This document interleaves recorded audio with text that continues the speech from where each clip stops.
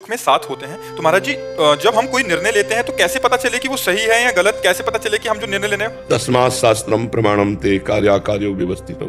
इसके लिए शास्त्र प्रमाण है कि हमारा संकल्प गलत है, मन का या सही है।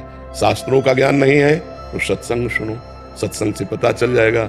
और सबसे बढ़िया बात बता रहे हैं, आंतरिक कोई भी गलत कार्य होगा तो अंदर से एक आवाज आती है गलत है। आप लोगों को अनुभव होता है कभी? नहीं होता? वो भगवान अंदर अंतरात्मा में गुरु रूप से बैठे हैं। जब आप कोई गलत कार्य करने की सोचोगे तो एक भय आएगा, एक शोक सा आएगा, अंदर यार गलत है, नहीं करना चाहिए, पर मनमानी करके हमसे वो करा लेता है। अगर एक सेकंड थोड़ा सा रुक कर अंतर की बात सुन लो तो आपको किसी से पूछने की जरूरत नहीं, आपकी अंतरात्मा ही गुरु है, वो आपको बता देगी ये गलत है और ये सही है। पर उसके लिए बहुत सूक्ष्म चिंतन चाहिए, नहीं तो मनी राम ऊपर से ऐसा फेंक देंगे कि आपको लगेगा कि अंतरात्मा की आवाज है।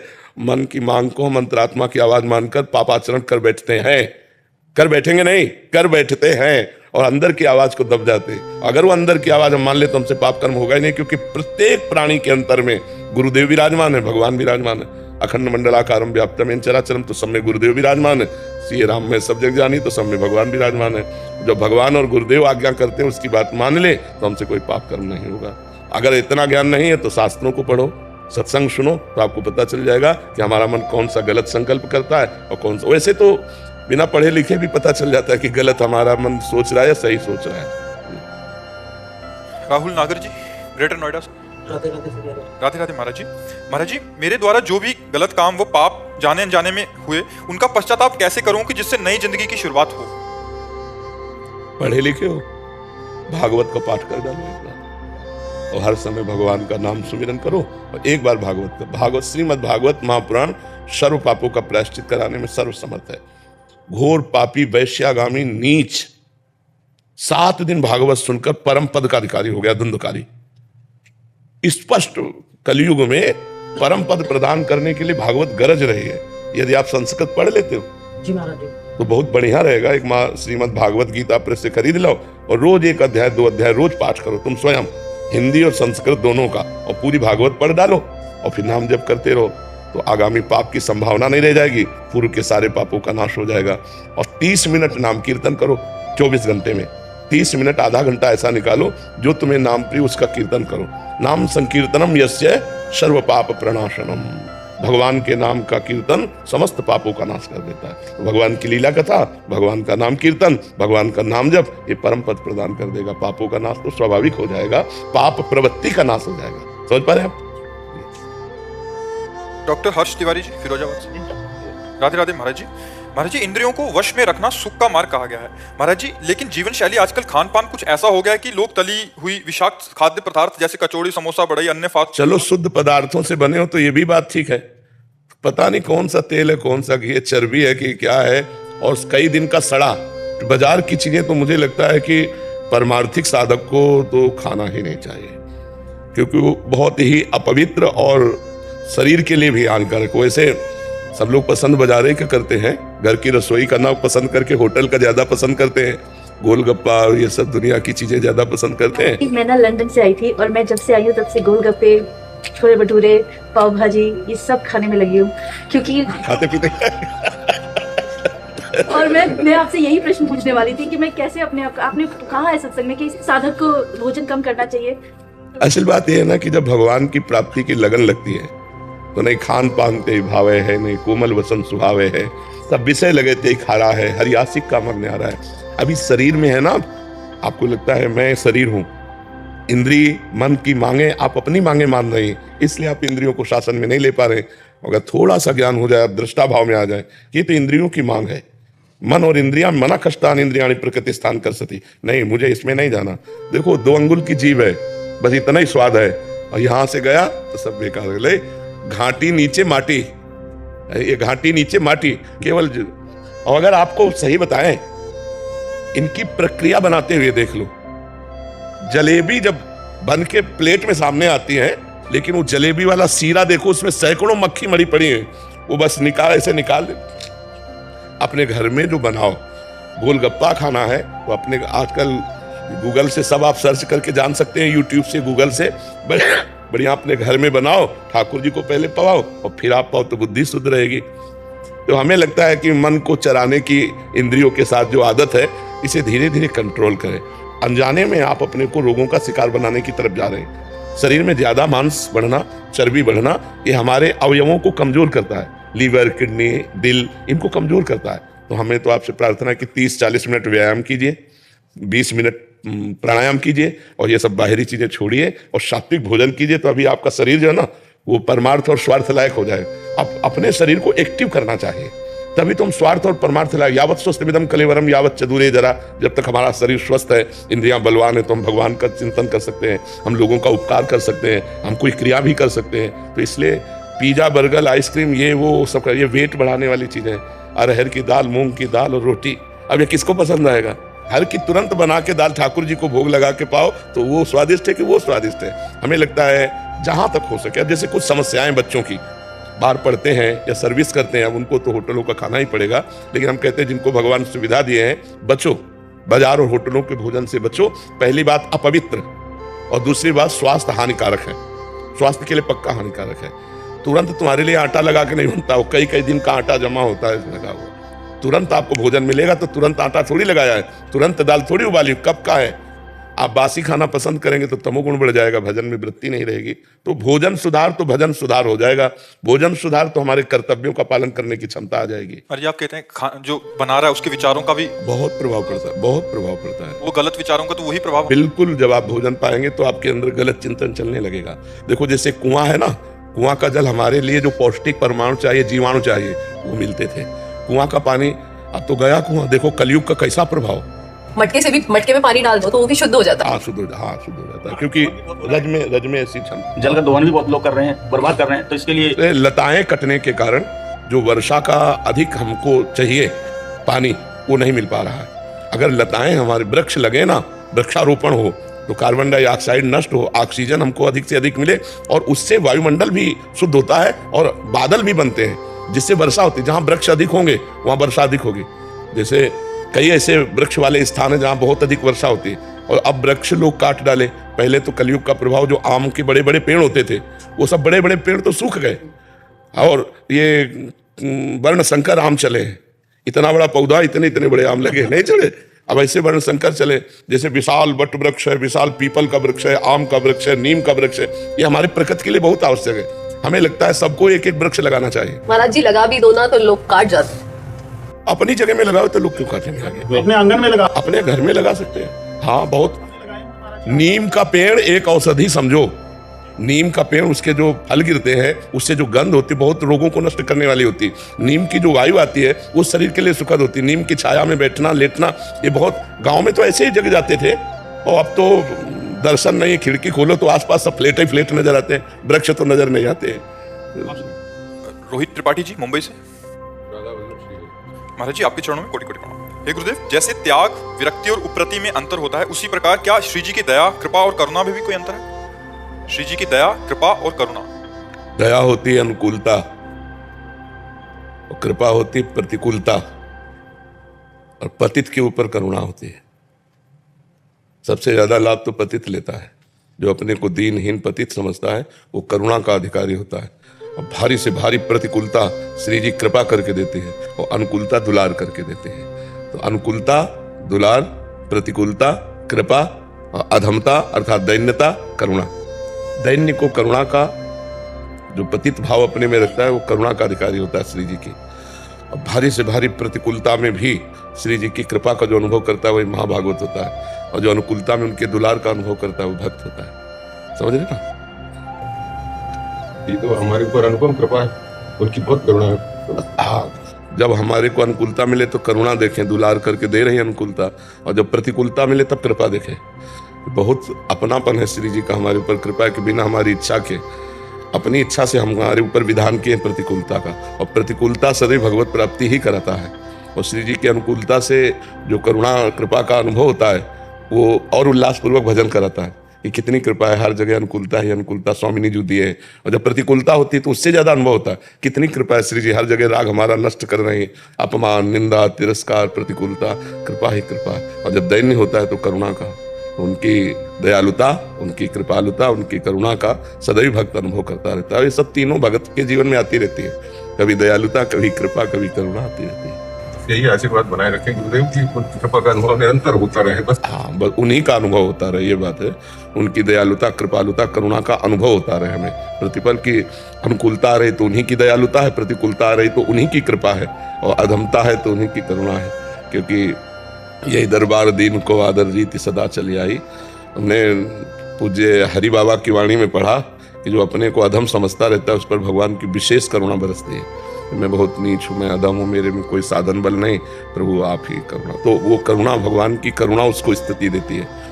कहीं ना कहीं जब तक साधन बल रहता है तब तक वो भगवान की करुणा का अधिकारी नहीं बन पाता।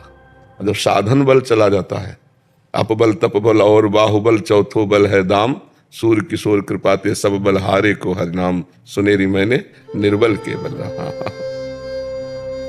महाराज जी, मैं ये कह रहा हूँ, आपका सत्संग श्रवण करते हैं तो ब्रजवासी की ठसक तो रही तो ठीक है, पर ब्रजवासियों को संत और आप जैसे तरीके से खूब महिमा मंडन करें। पर हमारा दशा ये ब्राह्मण, और ब्राह्मण में भी ब्रजवासी, और ब्रजवासियों में लीला की सेवा दी, तो यहाँ को मत तो बहुत है।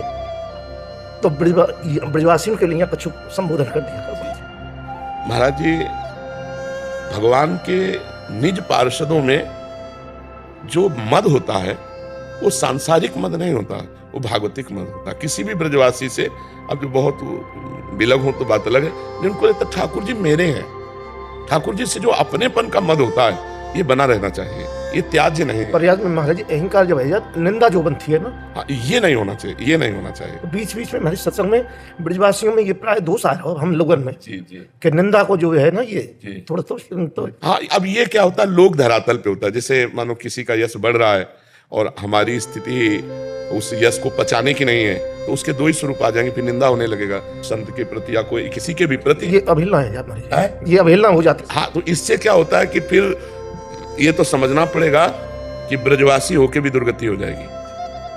कैसे? जय विजय से जहां विराजमान है भगवत धाम वैकुंठ में, वहां से वापस लौटने का सिद्धांत नहीं है। यद गत्वा न निवर्तन्ते तद धाम परमम मम, जहां जाने के बाद पुनः वापस नहीं आना होता। लेकिन संत अवज्ञा कर दी, छड़ी लगा दी, सनक सनंदन को रोक दिया, तो फिर 3 जन्म के लिए असुर भाव, भगवान का विरोधी भाव लेकर उनको जन्मना पड़ा।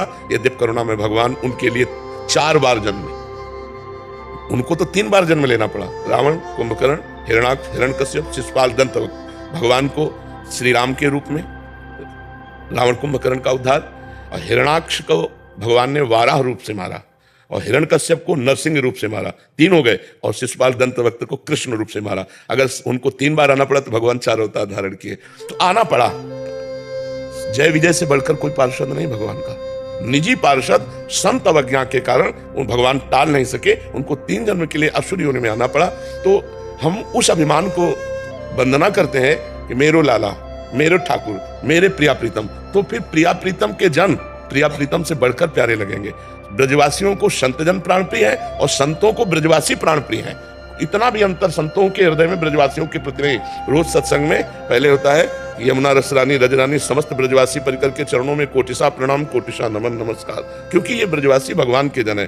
अब वो अपने स्वरूप को भूलकर अगर राग द्वेष की वार्ता या राग द्वेष की चेष्टा, तो फिर पतन हो जाएगा। यही होगा, यही वृंदावन में बनना पड़ेगा। निज जन तो बाहर जाएगा नहीं, मान लो ब्रजवासी तो बाहर तो जाएगा नहीं। तो हम लोगों को चाहिए कि श्री प्रियालाल जी ने इतना बढ़िया मानव जीवन दिया है, तो सब में भगवान है और भगवान के अनुसार सब चल रहे हैं। देखो, हमारी मति बहुत छोटी है और भगवान का विधान बहुत बड़ा है। वो जब जैसा चाहते हैं वैसा करवा लेते हैं जिस जीव से। प्रभु आज्ञा जेहिका जस आही, सो ते भांति रहे सुख लाही। अब जैसे भगवान को आपसे तमोगुणी लीला करानी है, तो आपको तमोगुणी बन के रहना पड़ेगा। आपको रजोगुणी तो रजोगुणी रहे, आपको सतोगुणी तो सतोगुणी, और आपको त्रिगुणातीत तो त्रिगुणातीत, क्योंकि सब त्रिगुणातीत नहीं होंगे। नाटक मंच पर एक जोकर भी होना चाहिए, तो एक राजा रानी भी होने चाहिए, तो एक साधु महात्मा भी होना चाहिए। ये भगवान का संसार का नाटक मंच है। तो जो नाटक देखने वाला है उसको तो लगेगा कि ये थोड़ा बुरा आदमी है, लेकिन डायरेक्टर जानता बुरा नहीं है, बुराई का रोल कर रहा है।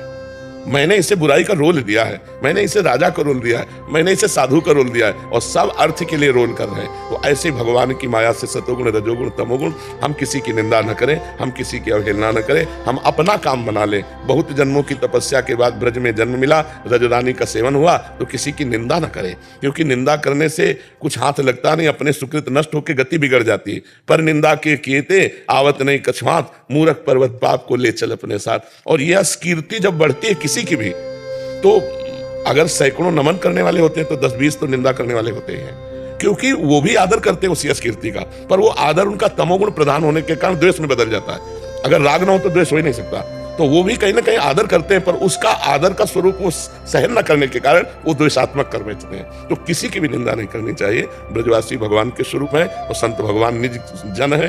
तस्मित जने भेदा भगवान, भगवान और भगवान के जनों में अभेद दृष्टि रहती है। अभी महाराज जी आप परसों एकांतिक वार्ता में साधक का दिनचर्या के विषय में चर्चा हो रही थी।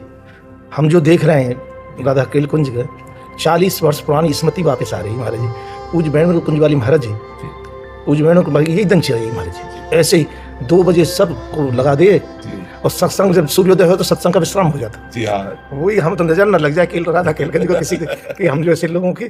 और ऐसा वातावरण, दिव्य वातावरण आज देखने को प्राय नहीं। 1 मिनट का टाइम किसी साधक को नहीं, 24 घंटे में 1 मिनट। और महाराज सब इतने भ्रम, और हम तो पूज्य बाबा की इसकी कहेंगे, हम प्रश्नकर्ता इतने सुंदर प्रश्न नहीं दे सकते जी, आप जितना सुंदर प्रश्न करते हैं जी, और बड़ी गहराई से। हम प्रश्नकर्ता इतना सुंदर प्रश्न नहीं कर पाएंगे, और उसका समाधान जब यहाँ से होता है तो उसके लिए तो मैं भाई क्या कहूँ। और ये सब पूज्य भाई जी और पूज्य बाबा की कृपा से है, जो उनकी जूठन मिली है पूज्य महापुरुषों की, वही हम बांट रहे हैं। और सतत महापुरुषों की कृपा से हमारे जन समुदाय को लाभ प्राप्त हो रहा है, लाखों करोड़ों लोगों को। तो इसलिए हमें लगता है कि तो ये है कि सुबह नियम अपना रहता है, तो गुरुदेव ने ये कहा कि लाख काम छोड़ के अपना जो नियम है तो वो 8 बजे तक प्राय वो होता है। तो मैं महाराज जी को एक तो प्राकट्य उत्सव की महाराज जी अग्रिम बधाई कि हमारी आयु लग जाए महाराज जी, आप विराजे रहें ऐसे विराजे रहें, जिससे हम जैसे लोगों को कल्याण हो। बालकृष्ण जी, महाराज जी आपके चरणों में कोटि कोटि प्रणाम। महाराज जी, भगवत गीता में एक श्लोक आता है, उसका अर्थार्थ है, जो मनुष्य कर्म में अकर्म देखता है और जो अकर्म में कर्म देखता है वो मनुष्यों में बुद्धिमान है, वो योगी समस्त कर्मों को करने वाला है। महाराज जी, इसका आशय क्या है? प्रकृति में हर समय क्रिया होती रहती है। जो अकर्म में कर्म देखता है, मानो आप बैठे हैं कुछ नहीं कर रहे हैं लेकिन कर्म हो रहा है, अंदर देखो हो रहा है ना। मन ये भी प्रकृति का है, बुद्धि ये भी प्रकृति की है, चित्त ये भी प्रकृति का है, अहम ये भी अंतःकरण धर्म है। हर समय क्रिया हो रही है। अकर्म में कर्म, आप कुछ कर तो नहीं रहे, अकर्म है बाहर से, लेकिन अंदर से देखो हो रहा है ना, हो रहा है। स्वीकृति है कि नहीं? हो रहा है ना। एक क्षण भी कोई बिना कर्म किए नहीं रह सकता। ये हुआ अकर्म में कर्म। अब कर्म में अकर्म ये कहां हो रहा है? प्रकृति में हो रहा है। तुम कौन हो?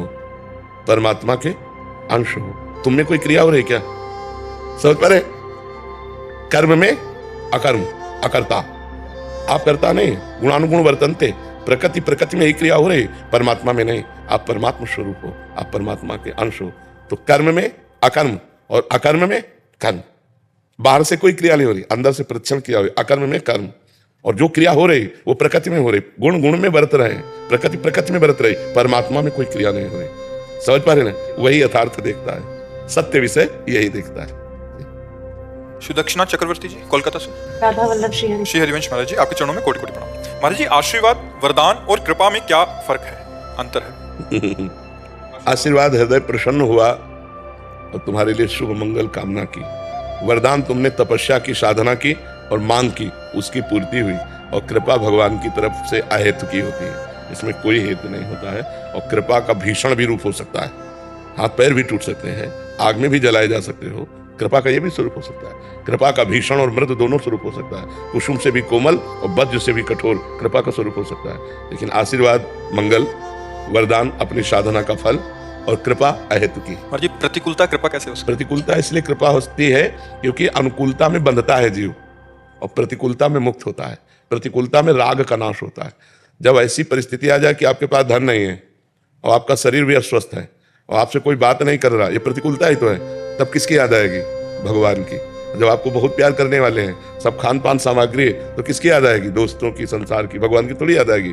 प्रतिकूलता में भगवान की याद आती है, और भगवान की याद आना मंगल है, क्योंकि भगवान मंगल भवन है। इसलिए कृपा, प्रतिकूलता वो कृपा है जो बड़े बड़े बंधनों को एक क्षण में काट देती है और काट कर भगवान से जोड़ देती है, उसे प्रतिकूलता कहते हैं। तिरस्कार, अपमान, निंदा, निर्धनता, सब सुखों की हानि हो जाना, ये सब कृपा से होता है, क्योंकि इससे भगवान से चित्त जुड़ता है। और जब अनुकूलता, सम्मान, प्रतिष्ठा, धन बढ़ना, इससे संसार से मन, और संसार से मन जुड़ने का मतलब है संसार नाशवान, हमारा समय व्यर्थ गया। और भगवान से मन जोड़ने का मतलब है अविनाशी, हमारा समय सार्थक हुआ। तो समय सार्थक हुआ, कृपा हो गई। समय व्यर्थ चला गया, हम कृपा से वंचित रह गए। इसलिए भक्तों ने, संतों ने इसे कृपा कहा है। जी, हम तो सम्मान, यश, प्रतिष्ठा और जो अपने मन अनुकूल होना, इसी को कृपा मानते हैं, बट इसको तो हम उस समय समझ ही नहीं आता। हाँ, तो इसीलिए भगवान अपनी तरफ से देते हैं, भी तुम्हारी चाह थोड़ी करते हैं, अपनी तरफ से देते हैं। जब भगवान कृपा करते हैं तो उसके सारे बंधनों को काट देते हैं। जहां जहां उसका बंधन होता है वहीं वहीं वो कुल्हाड़ चला देते हैं। फिर आखिरकार रो के भगवान की तरफ चलना पड़ता है। सारे दरवाजे बंद कर देते हैं, अपना दरवाजा खुला कर देते हैं। कृपा है, अगर वो कृपा ना करें तो हम इसी में फंसे रहें। लेकिन मरोगे तो तुम्हारे साथ क्या जाएगा? न सम्मान, न नाम, न बैंक बैलेंस, न घर, न मकान। तो धोखे में रहे कि नहीं रहे? स्त्री, पुत्र, परिवार, घर, मकान, बैंक बैलेंस सब आपका यही रह जाएगा, आपके साथ कुछ नहीं जाएगा। अगर कृपा हुई है तो दुख विपत्ति से पीड़ित होकर के आपने भगवान को पुकारा, भगवान को अपना माना, भगवान का भजन किया, अब आपका जन्म जन्मांतर तक कल्याण होता चला जाएगा। ये कृपा है भगवान की, जो भगवान की याद दिलाती है। बलिहारी है उस दुख की, बलिहारी उस विपत्ति की, बलिहारी उस अपमान की जो भगवान से जोड़ दे, और धिक्कार है उस सुख को जो भगवान को भुलवा दे। तो सार्थक है कृपा भगवान की, वही हमको भगवान की तरफ जोड़ती है। श्रद्धा जी, लखनऊ से। श्री हरिवंश महाराज जी। महाराज जी, सांसारिक जीवन में आने वाली उलझनों की वजह से मैं श्री जी की शरणागत पूर्ण रूप से स्थित नहीं हो पा रही हूँ। श्री जी की शरणागति में ही संसारिक उलझने शांत हो जाती हैं। आप कह रहे संसारिक उलझने आने की वजह से शरणागत नहीं हो पाती, हम कहते हैं शरणागत होने से ही संसारिक उलझने शांत हो जाती हैं। कि अब जोई जोई प्यारो करे सोई मैं भावे, ये शरणागत तो क्या उलझन? महाराज जी, मन में ये द्वंद्व रहता है कि जो स्थिति आ रही है वो प्रभु की दी हुई जिम्मेदारी है, संसारिक आकर्षण। यदि ये प्रभु की दी हुई परीक्षा है तो इसे प्रेम और समर्पण में कैसे बदलूं, ताकि देखो, अब उसके लिए ये समझना पड़ेगा कि मन की वासना है तुम्हारी या धर्म है। इसे देखना, इसे खुद देखना पड़ेगा। अब ये तो नहीं कोई जानता कि तुम्हारे मन में जो चल रहा है वो वासनात्मक चल रहा है या धर्म में चल रहा है। तुम्हें देखना, तस्मात् शास्त्रम प्रमाणन्ते कार्याकार्यो व्यवस्थितो। शास्त्र के अनुसार कार्य और अकार्य की व्यवस्था की गई है। यदि शास्त्र कहता है ये नहीं करना चाहिए तो पाप है, मत करो। शास्त्र कहता है ये करना चाहिए, वो धर्म है, जरूर करो। तो ये तुम्हें जांचना होगा न्यायाधीश बनकर कि मेरा मन सही निर्णय कर रहा है या गलत निर्णय कर रहा है। अगर वो वासना में फंसाव की बात कर रहा है तो काट दो, अगर धर्म में बात है तो उसका पालन करो। जैसे पति का वर्ण करके उसके अनुकूल चलना धर्म है, और ये अन्य दोस्त बनाकर व्यभिचार करना है घोर अधर्म है। ऐसे ही पूरे सब निर्णय देख लेने चाहिए। सुनील तिवारी जी, जयपुर से। श्री हरिवंश श्री हरिवंश महाराज जी। महाराज जी, आपका प्रश्न है कि आपके शरीर के धर्मपत्नी और बच्चे दृढ़ भाव हो गया कि वो वृंदावन वास करना चाहते हैं, बट इनके माता पिता जयपुर राजस्थान में निवास करते हैं। अब ये ऐसे धर्म संकट में वो इधर नहीं आना चाहते, ये उधर नहीं। हाँ, बात सही, समस्या तो आई गई है। ऐसी परिस्थिति में मैं क्या करूँ? श्री जी से प्रार्थना करो, प्रियाजू से प्रार्थना करो, प्रियालाल से प्रार्थना करो कि प्रभु इनकी बुद्धि तो ना बदले, क्योंकि बहुत सच्चे मार्ग की बात कर रहे हैं। इनके इन प्रकार धाम में पड़ी भजन के 4 अंग हैं, धाम, नाम, रूप, लीला। लीला चिंतन नहीं हो रहा, रूप चिंतन नहीं हो रहा, नाम जप नहीं हो रहा, तो धाम में तो पड़े, इनका मंगल हो रहा है। अच्छा, माता पिता अब वो अपनी पूर्वाशक्ति के कारण इधर आना नहीं चाहते, नहीं तो उनको जरूर आना चाहिए, क्योंकि यहाँ आने से उनका परम मंगल होगा। नहीं कुछ करेंगे, धाम में पड़े, भगवान की कानों में चर्चा पड़ रही, जय जयकार सुनने को मिल रहा है, कहीं ना कहीं तो कथा वार्ता होती रहती नाम की। ये तो परम पावन धाम है। तो भगवान से प्रार्थना करो कि माता पिता की बुद्धि बदल लें। पत्नी और बच्चों का तो बहुत सुंदर निर्णय धर्ममय है। माता पिता का मोह वशात, पूर्व संस्कारवश उनको अपना जन्म स्थान, वो अपना कर्म स्थान यही पवित्र रखता है। अब इनको दीवालों को छोड़कर मैं, मोह का कारण, तो इसलिए भगवान से प्रार्थना करो। इससे क्या गुरुदेव, अकेला ही बैठा हूँ मैं, तो मतलब माता पिता को भी नहीं छोड़ा जा सकता। बिल्कुल बिल्कुल ठीक बात है। और जब वो अपने हठ में रहें तो फिर अपने पक्ष को करो, जब तक वो है तब तक उनकी सेवा करो, और जब उनका शरीर पूरा हो जाए तो धाम वास करो। महाराज जी को अभी सक्षम है, वो अपना कार्य खुद करते हैं सब कुछ, तो हम ऐसा सोच रहे हैं कि हम यहाँ आ जाएं, और जब वो सक्षम ना रहे तो हम उनको फिर यहाँ ले। हाँ, ये भी बहुत सुंदर बात है। अगर वो अपनी सेवा कर पा रहे हैं तो करने दीजिए, रहने दीजिए। और जब ऐसा लगे तो बहुत सुंदर निर्णय करने कि उनको यहाँ ले आएंगे। पहले सोचा गुरुदेव क्या था, अभी बहन थी, अभी 2 महीने पहले शादी हुई, उनके साथ छोटी बहन रह रही थी, तो दोनों चीजें एक साथ हुई, बहन का भी जाना, वो भी अकेले हुए, और इधर तो उनको आ जाना चाहिए ना, बहू के साथ आना, वृंदावन आ जाना, और भगवान के ऊपर छोड़ दो। गुरुदेव आप ही भगवान हो, भगवान के ऊपर नहीं, हम तो दोनों का पहले बताया ना कि इसका निर्णय बहुत उत्तम है, धर्मप्रद, लेकिन तुम्हारा विचार करना भी धर्मयुक्त है कि माता पिता की सेवा परिचर्या के लिए अब चाहे जितना सक्षम हो, आखिरकार तुम्हारे जैसा लड़का है तो वृद्धावस्था की तरफ तो जा ही रहे हैं, नहीं जा रहे, तो इस अवस्था में बना बनाया भोजन मिले। ये भी आपकी शरणागति के बाद ही विचार आने लगे गुरुदेव, पहले इतना नहीं सोचते थे, बिल्कुल नहीं सोचते थे। तो आपसे शरणागति हुए 1.5 साल हो गए। सोचिए और उनको मनाइए, और जब ना माने इसको वृंदावन रहने दीजिए, जब उनको परेशानी लगे तो उनको फिर वृंदावन ले आइए, क्योंकि वृंदावन में अगर शरीर छूटता है तो भगवान की कृपा प्राप्त होती है। कैसा भी पापी अगर वृंदावन में शरीर छोड़ दे तो उसका कल्याण हो जाएगा, पक्का समझ। धाम है ना, जैसे काशी पुरी है, भगवान की पुरियों में शरीर छोड़ना, भगवान के धाम में से, ये बड़ा मंगलमय कार्य है। तो तुम्हारे माता पिता को ये करना चाहिए कि धाम का आश्रय लेना चाहिए। इसके लिए गुरुदेव छोटी सी फैक्ट्री चलाता हूँ जयपुर में। हाँ, कोई बात नहीं, जैसे भगवान, मान लो आप फैक्ट्री चलाते, कोई तो रिक्शा चलाता है, तो अपने जीवन जीने के लिए वृंदावन वास करते हैं रिक्शा चला के, बहुत जोर का भजन है, 2-4 घंटे रिक्शा चला लिया, किराए के पैसे निकाल लिए और खूब बाणी पाठ और नाम कीर्तन और भजन कर रहे हैं, पूरे परिवार चल रहे हैं, थोड़ा मेहनत करके कमा लेते हैं। मान लो 2-4 घंटे रिक्शे चला लिए, 200-500 रुपए आ गए, तो घर पे का खान पान सब चल रहा है। बहुत हम उनको प्रणाम करते हैं रिक्शा वालों को, जो ऐसे वृंदावन, हमारी नजर में 2500 लोग हैं जो बाहर से आए, यहाँ रिक्शा चला रहे हैं और केवल वृंदावन वास के लिए अपने सारी खेती और सब सुख छोड़कर वृंदावन वास करो। मतलब वो फैक्ट्री बेच के आ सकते हैं ना, मतलब सब इनके साथ रहूं या वहां पे भी रहूं, मतलब दोनों संभालना, यही तुम्हारी बुद्धिमत्ता है कि इनका सपोर्ट न बिगड़ने पावे और उनकी सेवा न छूटने पावे। अब ये तुम देख लो, जरूरत पड़े तो एक आदमी पैसे से रख लो वहाँ, जब ऐसी बात पड़े कि वो वृंदावन नहीं आना चाहते और इनकी वृंदावन में निष्ठा है तो अर्थ से कोई सेवक रख लो, रिश्ते नातेदार के रख लो, उसको पैसा देते रहो और माता पिता की सेवा करता है। दोनों चाहिए, है तुम्हारे पास धर्म संकट ही, क्योंकि दोनों कार्य आपको करना ही चाहिए। इसका सपोर्ट करना चाहिए क्योंकि ये धर्मयुक्त है, बिल्कुल अधर्म की बात नहीं, और उनका सपोर्ट करना चाहिए क्योंकि धर्मयुक्त अधिकार है उनकी सेवा करने का। आपको, आप पुत्र हो, अच्छा दूसरा भाई कोई है नहीं, इसलिए ये सपोर्ट करो। मनीष राणा जी बिहार से। श्री हरिवंश महाराज जी, आपके चरणों में कोटि कोटि प्रणाम। महाराज जी, मैं देखता हूँ कि कोई आपको श्री जी का भजन सुना के, कोई चित्रकारी करके, कोई किसी कला से आपको प्रसन्न करता है। महाराज जी, क्या आपको ऐसा लगता है मैं प्रसन्न हो जाता हूँ? कोई हमको अपनी कला से प्रसन्न कर सकता है तो वो कला उसकी हमारी प्रसन्नता तक पहुंच सकती है?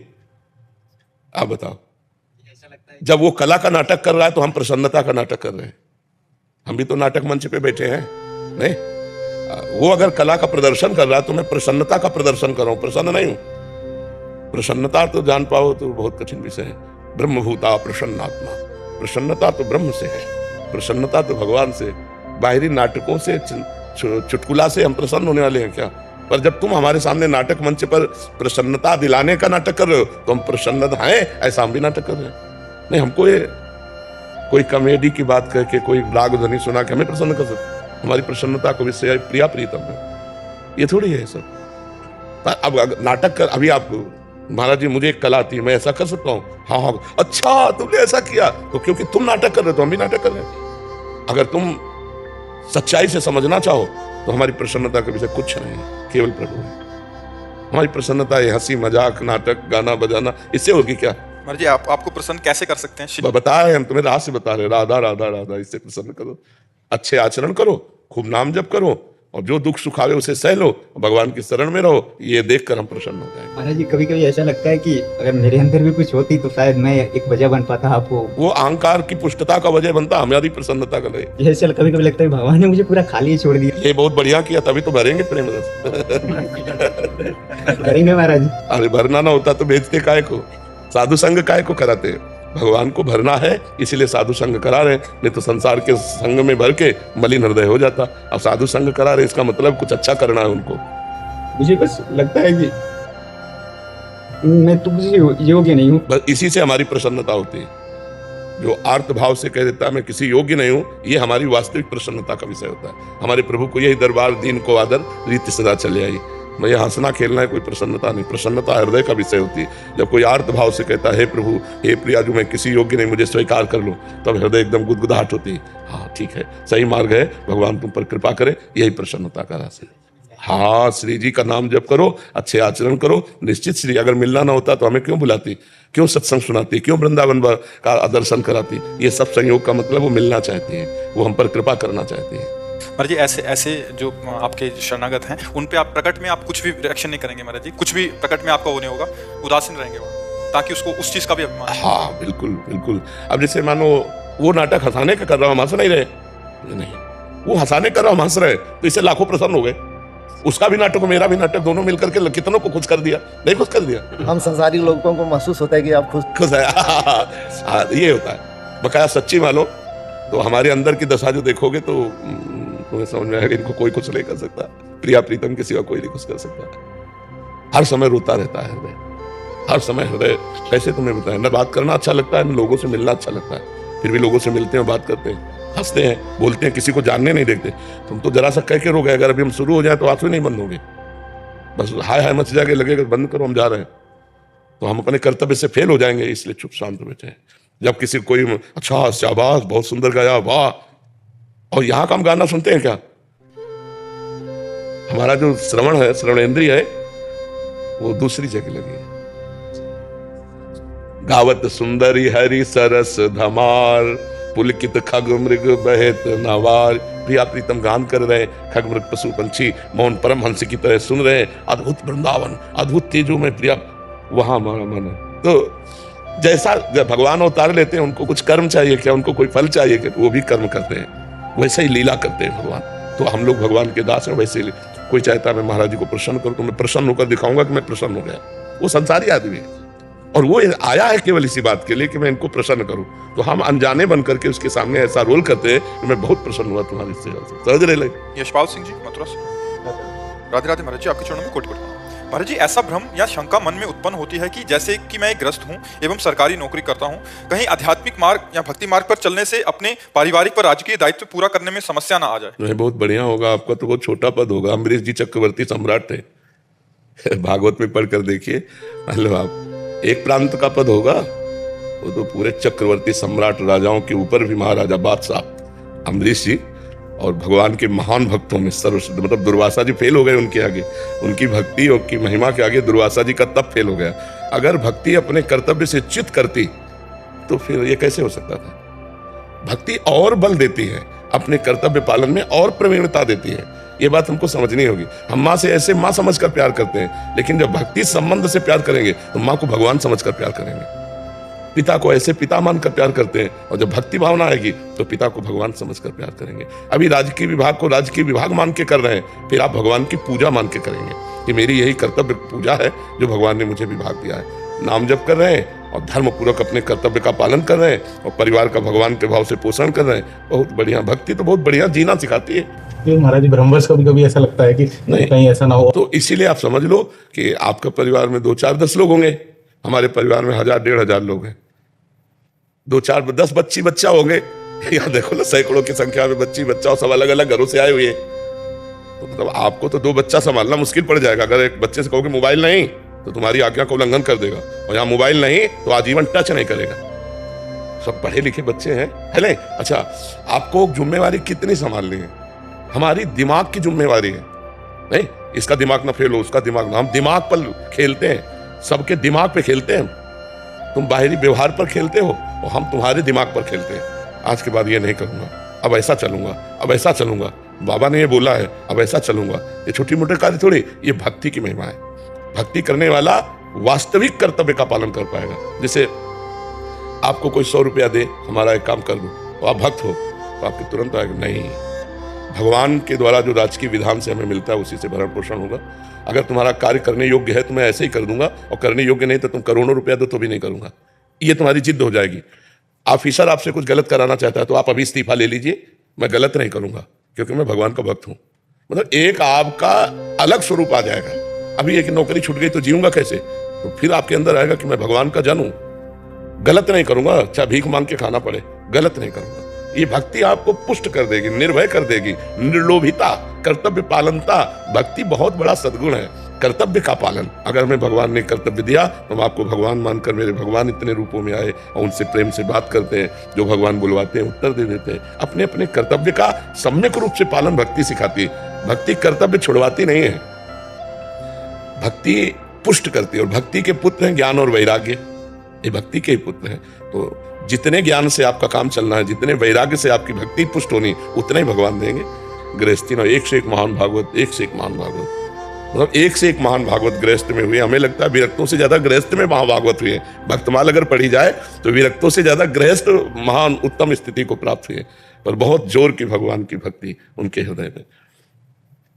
चीदर चिदरानी जी नाम के एक भगत भक्तमाल जी में आते हैं, तो पीपा जी और सीता सहचरी जी उनके यहाँ दर्शन करने गए, उनकी भक्ति की महिमा सुनकर। उनकी हालत ये थी कि संत जन आते रहते थे तो सब तो अर्थ नहीं रह गया था, घर में खाने को नहीं रह गया था, दरवाजा खिड़की नहीं रह गए थे, वो भी उखाड़ के बेच चुके, संत सेवा कर चुके थे। अब जब पीपा जी सीता सहचरी आई तब चीदर जी अपनी पत्नी से चिदरानी जी से कहा, आज संत भूखा जाएगा, क्योंकि कोई उधार देगा नहीं और घर में कुछ है नहीं जो बेच दे, तो आज हमारा नियम टूट जाएगा कि संत कभी भूखा दरवाजे से नहीं जाना चाहिए। और इतने बड़े संत पीपा जी सीता सहचरी, उनकी पत्नी ने जानो क्या कहा, भूखे नहीं जाएंगे, हमारा एक वस्त्र है शरीर में, कुछ देखने लायक है, मतलब थोड़ा ठीक है, क्योंकि चीदर जी की तो दुपट्टी धोती लपटी हुई थी तन में, उन्होंने अपना वस्त्र उतार दिया और कहा बाजार में बेच दो, चना गुड़ तो मिल जाएगा, कुछ तो मिल जाएगा, भूखे तो नहीं जाएंगे।